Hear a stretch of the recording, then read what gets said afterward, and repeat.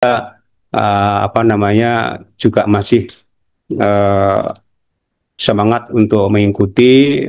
Sebelumnya kami juga tidak terlalu ini ya, tidak terlalu apa namanya panjang lebar nanti barangkali. Mohon izin Makanya Bapak, sebelumnya akan saya aktif peserta sampaikan. ini udah 2.440 peserta. Wah, luar biasa, masih masih masih sangat apa namanya semangat semuanya ini masih 200 berapa tadi, luar biasa, alhamdulillah. Tapi sebelumnya saya akan menyampaikan pantun dulu supaya ya tidak berkurang lah gitu ya. Jadi saya pantunnya adalah ikan cepat, ikan gabus, tapi bukan ikan lele. Jadi lebih cepat, lebih bagus dan tidak bertele-tele karena kami ini kan lembaga teknis ya, artinya apa namanya eh, kalau kebakaran hutan dan lahan ini sebetulnya eh, suatu bencana yang eh, setiap tahun kita alami. Jadi kalau kita melihat dari kejadian bencana yang ada di negara kita, kalau melihat dari statistik yang ada pada uh, tahun 2025, sebaran kejadian bencana seluruhnya dari Januari sampai dengan bulan Juli ini adalah sudah mencapai 1.963 kejadian bencana. Ya, tetap yang masih mendominasi adalah bencana hidrometeorologi, baik itu hidrometeorologi yang basah maupun yang kering. Jenis bencana di negara kita itu ada namanya bencana yang rapid onset dan bencana yang slow onset. Jadi kalau karhutla ini termasuk kategori bencana apa nih ya? Mungkin rapid onset kali ya, karena memang kalau terjadi kebakaran hutan dan lahan itu kan pergerakannya sangat cepat sekali.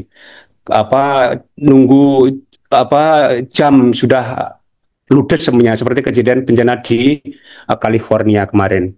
Ya ini statistik kejadian bencana yang ada di negara kita ini masih hidrometeorologi basah memegang peranan yang sangat tinggi yaitu 1.130 kejadian bencana, kemudian uh, cuaca ekstrim 396, kemudian kebakaran hutan dan lahan 242. Ini menurut statistik yang ada di BNPB. Jadi kita tahu memang bahwa negara NKRI, Negara Kesatuan Republik Indonesia, adalah negara kepulauan yang terdiri dari 17.500 lebih pulau, dari Sabang sampai Merauke, dari Nias sampai Pulau Rote itu adalah negara kita yang sangat rentan terhadap bencana.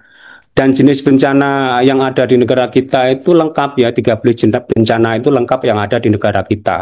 Oleh karenanya kita juga disebut sebagai negara-negara yang swalayan bencana, bahkan negara laboratorium bencana, karena memang banyak negara-negara luar yang juga ingin belajar ke negara kita dalam rangka penanganan penanggulangan bencana. Dan kita juga pernah mendapatkan Global Champion zaman di BNPB dipimpin oleh Pak Profesor Sapung Ma'arif ya, tahun 2011 ya. Itu makanya Indonesia yang sudah membumi adalah salam tangguh, ini sudah menjadi slogan-slogan yang ada di negara kita dan bahkan sudah terkenal di seluruh dunia kalau Indonesia salam tangguh, tangguh terhadap bencana. Jadi kalau kita melihat sebaran dari IRBI itu Indeks Risiko Bencana Provinsi yang ada di negara kita itu dari 38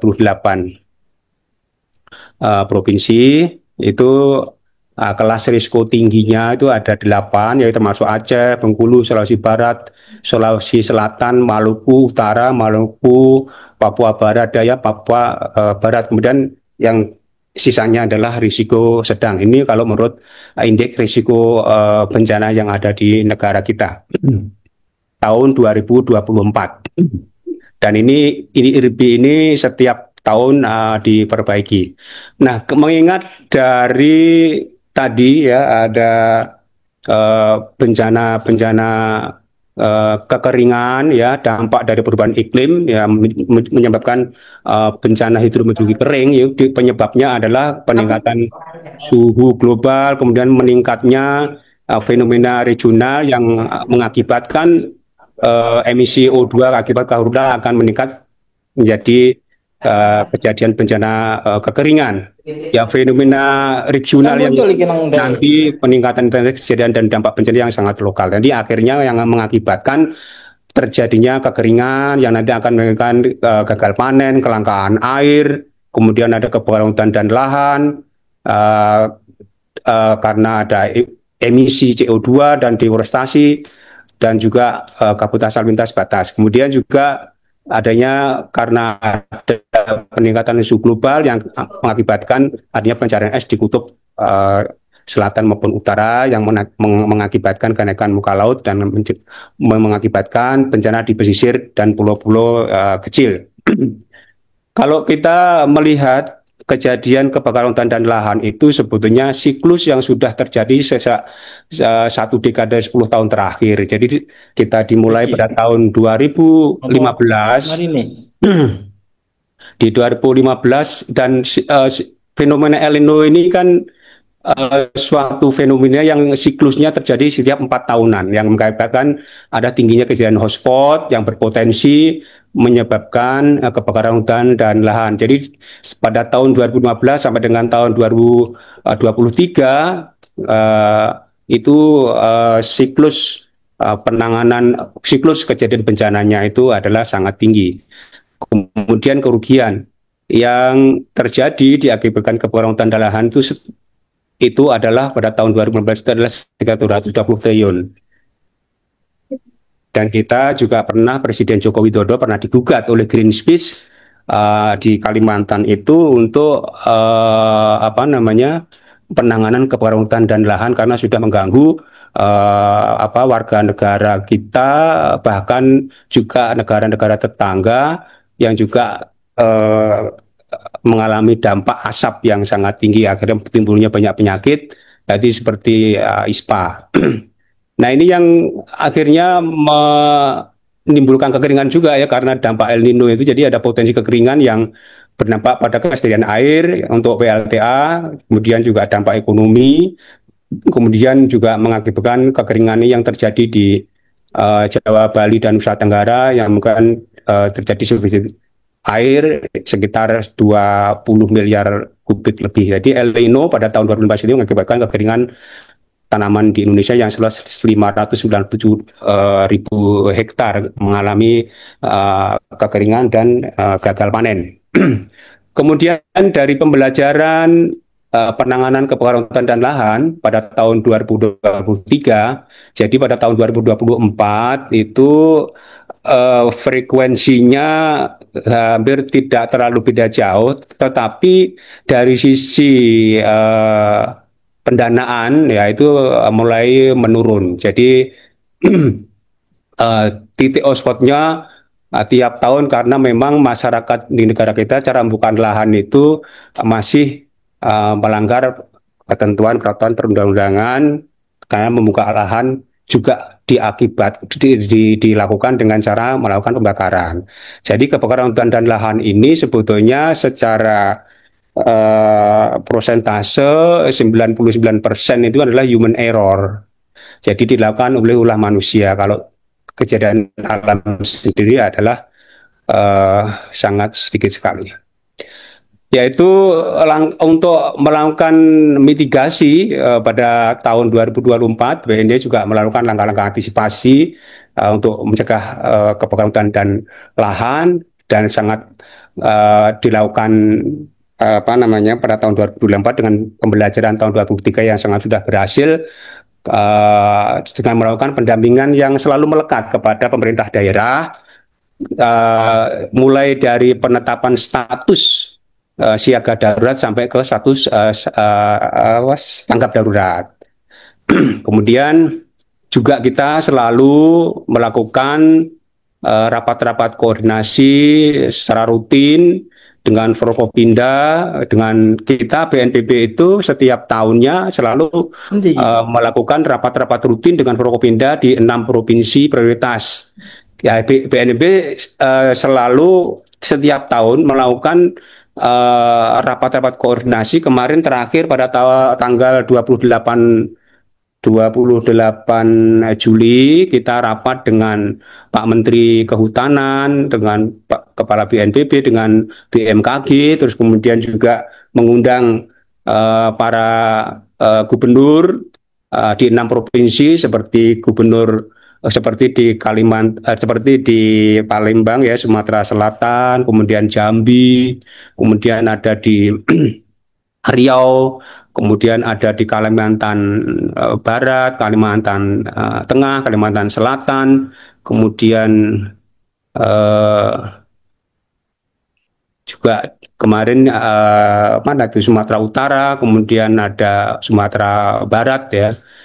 Yaitu selalu kita melakukan rapat-rapat koordinasi. Kemudian juga kita selalu memberikan bantuan baik secara finansial maupun bantuan peralatan maupun bantuan pemadaman melalui darat kepada Satgas Kapula di daerah ya. Juga kita melakukan namanya operasi udara dengan mendeploy helikopter, yaitu melakukan helikopter itu baik patroli maupun melakukan OMC atau TMC, yaitu waterbombing, serta pelaksanaan di 6 provinsi prioritas tadi. Tapi tidak menutup kemungkinan di provinsi-provinsi yang lain, seperti tahun 2024 kemarin di Jawa Timur, itu juga terjadi kebakaran hutan di Gunung Arjuno ya, kemudian juga di Gunung Lawu juga ya. Itu kita juga mengirimkan waterbombing dengan mengirim helikopter ke wilayah tersebut. Kemudian kan terkait dengan kebijakan kebakaran hutan dan lahan, ini berdasarkan Inpres, Instruksi Presiden Nomor 3 Tahun 2020 tentang penanggulangan kebakaran hutan dan lahan. Jadi BNPB diberikan tugas untuk memberikan dukungan dana karhutla kepada pemerintah daerah, kemudian kementerian lembaga, TNI, Polri, lembaga usaha kemasyarakatan, dan pihak-pihak lain yang dipandang perlu. Kemudian juga kita memberikan dukungan sarana prasarana terkait dengan kebakaran hutan dan lahan, termasuk tadi operasi udara, TMC, dan operasi darat, ya. Kemudian juga baik di tingkat nasional maupun provinsi di kabupaten kota. Kemudian kalau terjadi tanggap darurat atau bencana kebakaran hutan dan lahan, BNPB mempunyai fungsi komando yang bisa menggerakkan seluruh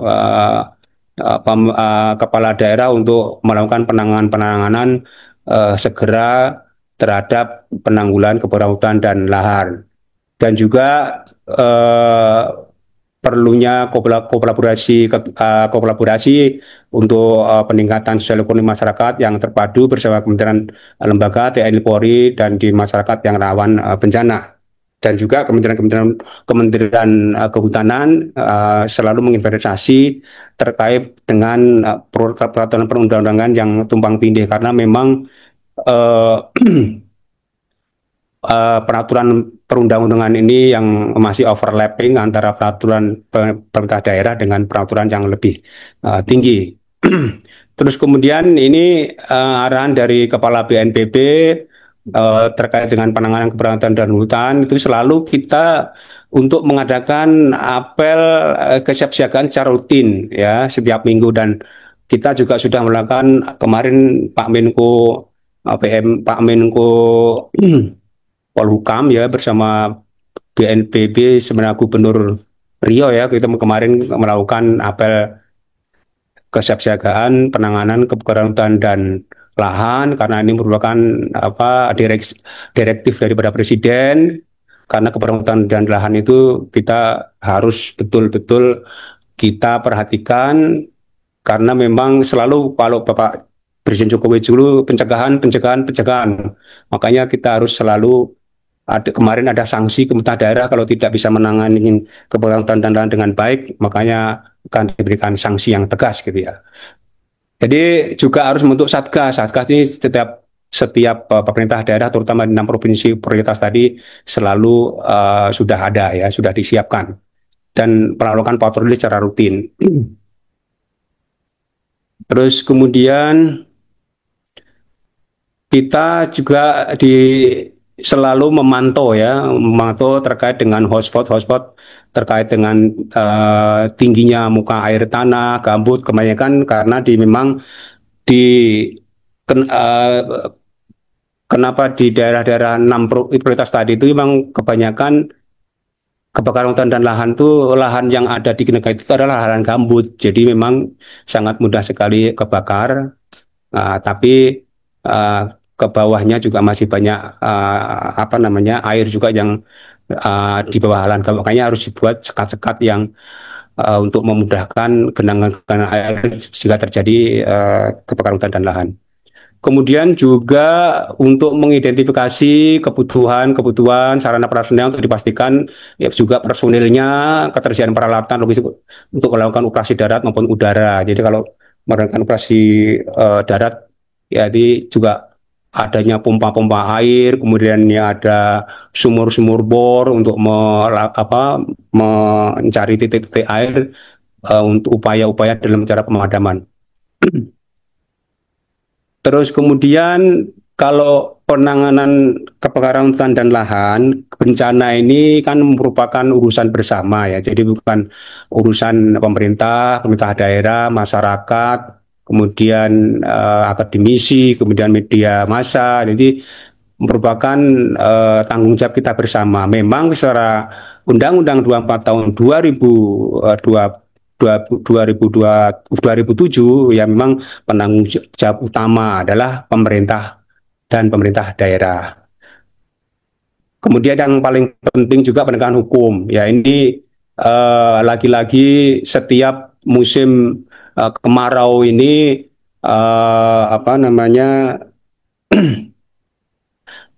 selalu terjadi kebakaran hutan dan lahan.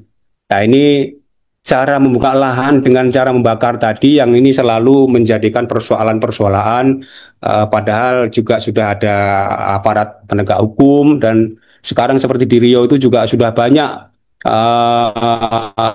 warga atau badan usaha yang sudah dilakukan penegakan hukum, yang sudah ada sanksi, yang sudah ditahan juga ya karena memang dia melanggar atau perbuatan melawan hukum. Kemudian kalau tugas Pemda ini seperti Impres 3 tahun 2020 tentang penanganan kebakaran hutan dan lahan, ini adalah ada untuk menyusun peraturan daerah, yang peraturan daerah selalu yang tadi tumpang tindih dengan peraturan yang di atas itu ya, itu harus diperbaiki atau direvisi.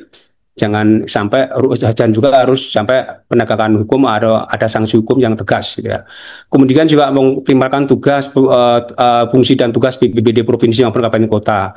Juga pembiayaan juga yang tidak kalah penting karena daerah-daerah yang 6 prioritas tadi yang saya sebutkan tadi itu adalah daerah prioritas, makanya harus mengalokasikan dana APBD atau rutin baik berupa BTT biaya tak terduga, itu juga daerah harus selalu menyediakan. Juga jika terjadi kebakaran hutan dan lahan tanggap darurat, yang menjadi wakil daripada IC Komandernya adalah TNI maupun Polri di wilayah provinsi atau kabupaten tersebut. Kemudian yang juga tidak kalah pentingnya fasilitas hubungan kerjasama. Jadi kerjasama antar pemerintah daerah, kabupaten kota, dan provinsi. Nah ini selalu kolaborasi, sinergitas yang baik untuk penanganan kebakaran hutan dan lahan. Apabila kita bareng-bareng melaksanakannya adalah penanganan kebakaran hutan dan lahan tidak cepat akan tidak menyebar dan tidak jadi timbulnya dampak yang lebih luas lagi. Nah, untuk tahun-tahun ke depan memang kebakaran hutan dan lahan sudah mulai penanganannya lebih bagus, sudah mulai dari sisi pendanaan juga mulai berkurang. Pada tahun 2023 itu sampai berapa heli ya, sekitar 50-an ya, sekarang tinggal 25-an, 25 heli atau waterbombing yang dikerahkan karena memang berbagai kendala, juga penurunan penanganan juga sudah membaik. Juga pada mewajibkan pelaku usaha kehutanan dan pertanian untuk memiliki SDM dan sarana prasarana yang memadai ya untuk penanganan karhutla. Kemudian juga eh, pemberian sanksi hukum yang tegas ya kepada pelaku usaha yang tidak menaati peraturan perundangan atau perbuatan melawan hukum. Kemudian harus berikan edukasi, sosialisasi masyarakat yang tinggal di daerah-daerah rawan bencana. Ini apabila terjadi tanggap darurat atau keadaan darurat karhutla, masyarakat sudah dapat mengantisipasi untuk melakukan mobilisasi ke daerah-daerah yang aman, karena dulu juga pernah di daerah Palembang itu di Oku Timur ya sampai terisolasi karena masyarakat belum siap atau belum ada sarana prasarana yang memadai, yang akhirnya juga banyak masyarakat yang korban, jadi daerah situ juga terisolasi. Kemudian yang paling penting pemerintah daerah itu juga harus menerapkan namanya standar pelayanan minimal (SPM). Ini yang wajib dimiliki oleh daerah, dan ini merupakan kewajiban dokumen wajib yang harus dimiliki daerah. Minimal adalah 3 hal ini yang harus disiapkan oleh daerah berdasarkan Permendagri 101 tahun 2018. Harus ada namanya kajian risiko bencana, kemudian rencana penanggulangan bencana daerah, dan rencana kontingensi. Ini merupakan dokumen wajib yang harus dimiliki oleh daerah tersebut, yang isinya nanti ada informasi rawan bencana yang harus disusun, termasuk dengan kajian risiko bencananya. Kemudian ada sosialisasi terhadap daerah rawan bencana kepada masyarakat, yang nantinya masyarakat apabila terjadi keadaan darurat tidak menjadikan dampak korban yang lebih banyak. Ini layanan wajib yang harus dimiliki oleh pemerintah daerah, dan saya rasa pemerintah daerah ini sebagian besar sudah melaksanakan ini, karena ini merupakan IKU ya, merupakan tanggung jawab pemerintah daerah yang harus disusun. Kemudian juga nanti di dalam penyusunan kajian risiko bencana maupun RPB atau rencana penanggulangan bencana juga adanya penyelamatan dan evakuasi korban bencana. Nanti di situ nanti ada kegiatan-kegiatan termasuk dengan pelatihan pencegahan dan mitigasi, ada penyusunan rencana PB, ada gladi, ada pembuatan renkon dan sebagainya. Kemudian juga pencegahan dan kesiapan terhadap bencana. Nah, ini yang sering juga dilakukan oleh pemerintah daerah, yang harus melatih atau menggladi personilnya atau anggotanya untuk melakukan pelatihan mengenai kaji cepat, pencarian pertolongan, dan aktivasi komando nanti jika terjadi keadaan darurat. Tantangan dan strategi pencegahan kebakaran hutan dan lahan. Jadi memang ini perubahan iklim ini yang menjadi persoalan yang dialami oleh semua negara. Jadi Indonesia juga termasuk sekarang ini iklimnya tidak menentu ya. Jadi sudah tidak sesuai dengan ini lagi. Kemarin udah musim kemarau sebetulnya ya. Bulan-bulan Indonesia itu kan Oktober Maret itu kan musim-musim penghujan ya. Tapi bulan-bulan Juni Juli kemarin juga masih banyak hujan. Kemudian alih fungsi lahan, nah ini yang mengakibatkan persoalan yang terjadi terus-menerus ya dari tahun ke tahun dengan cara membakar tadi. Ya, ini yang harusnya pemerintah daerah dan ini harus melakukan penegakan hukum yang lebih ketat, seperti di Nusa Tenggara Barat ya. Nusa Tenggara Barat itu pembuaan lahan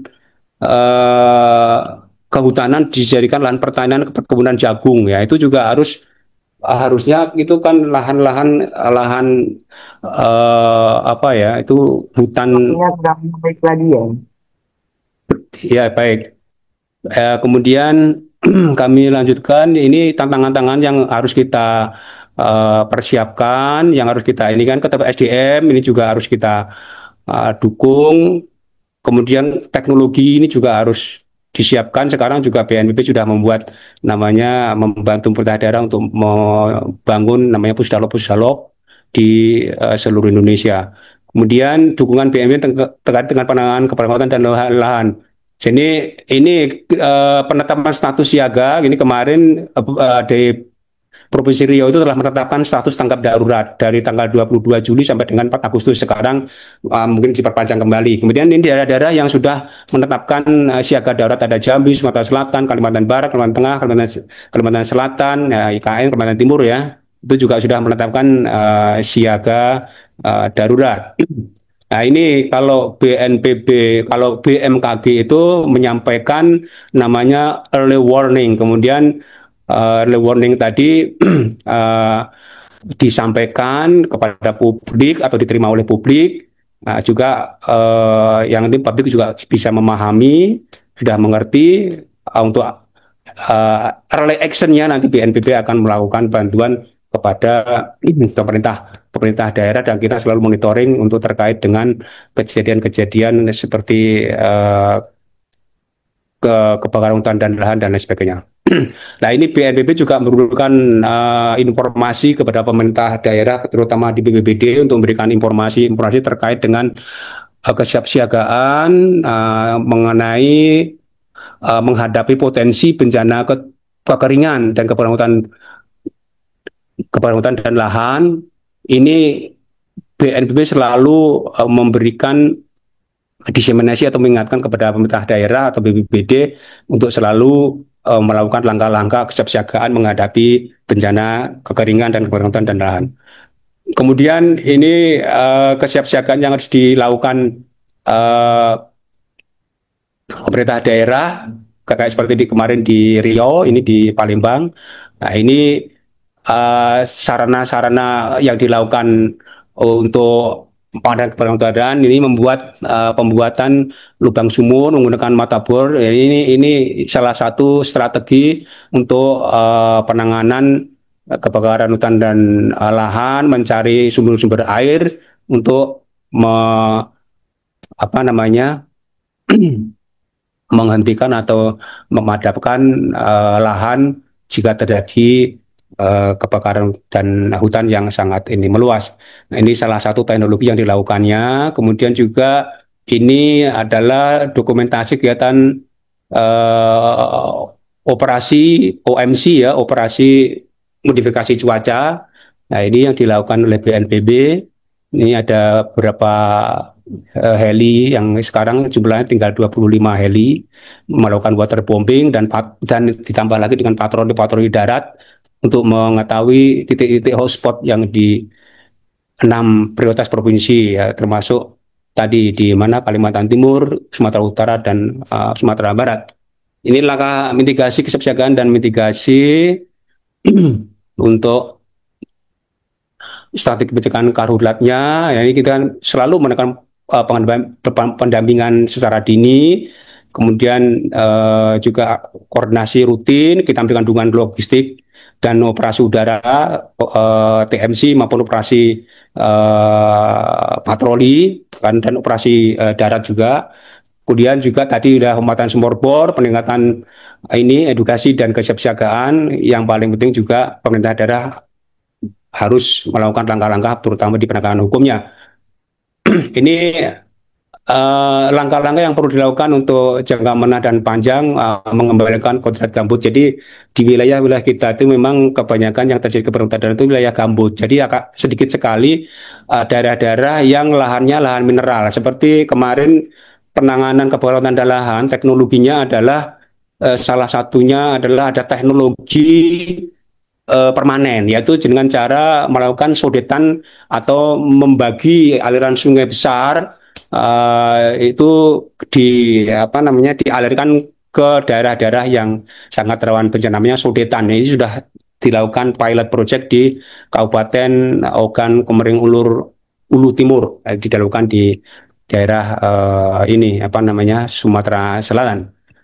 Kemudian ini BNPB juga melakukan langkah pencegahan berbasis masyarakat yang dilakukan oleh BNPB, melakukan uh, apa namanya membangun Destanang Karhutla. Ini kegiatannya seperti ini, dilatih untuk menyusun kajian risiko bencana, forum PRB, relawan desa, kemudian ada rencana kontingensi, ada rencana evakuasi, ada pelatihan relawan desa, ada peringatan dini inklusif, kemudian dari simulasi, dan ada cara menyalurkan apa namanya pengeboran gitu.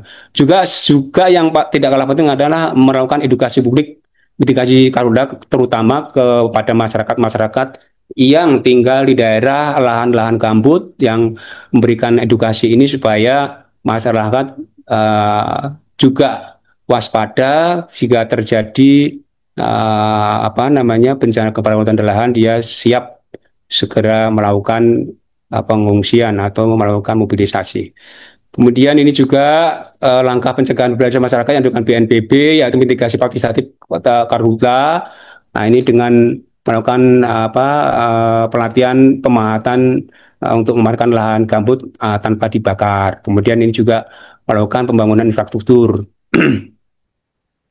Ini pendekatan kesejahteraan masyarakat mengenai karhutla, salah satunya adalah untuk mengembangkan pengetahuan pemahaman kemaslahatan dalam mengelola hutan dan lahan, juga mengembangkan potensi-potensi ekonomi yang lokal, kemudian juga mengelola hasil produksi hutan dan lahan.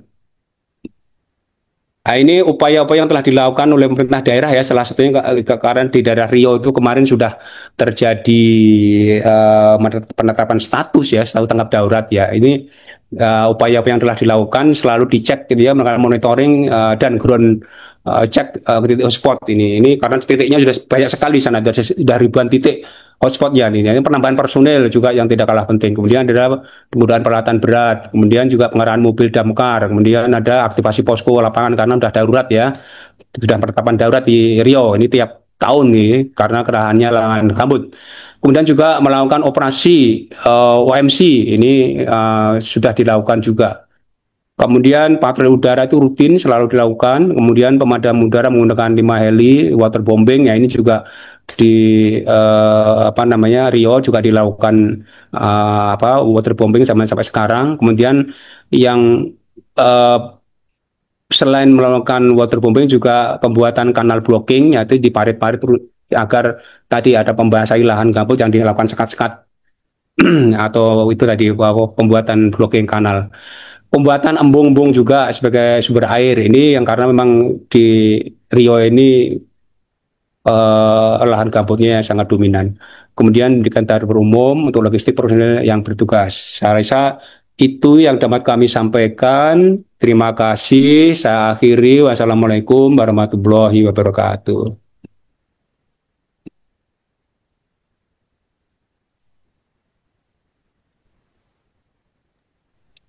Terima kasih Bapak atas penyampaian materinya. Izinkan saya membacakan resume yang telah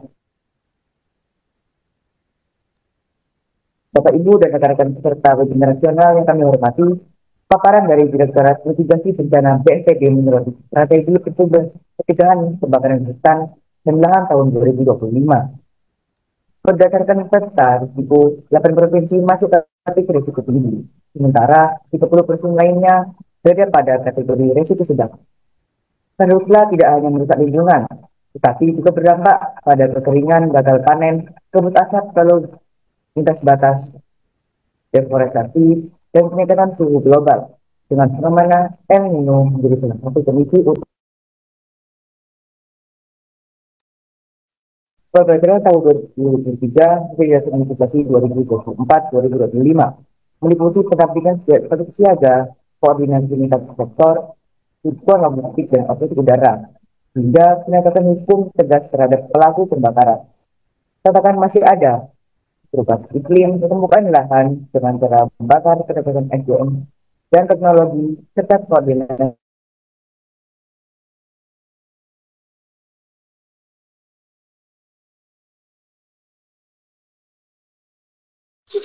Terima kasih atas kesempatan yang sudah diberikan. Kami dari tim literasi tim 1 SDG SMA Negeri 26 Surabaya. Kepada Marinda, silakan pertanyaannya.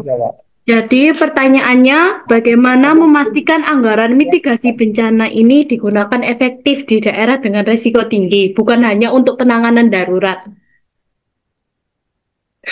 Terima kasih. Langsung saya jawab, langsung saya jawab ya biar gak lupa ya Pak ya. Langsung saya jawab ya moderator supaya tidak lupa. Ya, Betul, Pak Adi. Tadi dengan Mbak siapa? Mairinda. Maurinda ya. Ya. Ya, terima kasih pertanyaannya di ini ya, Maurinda ya. Jadi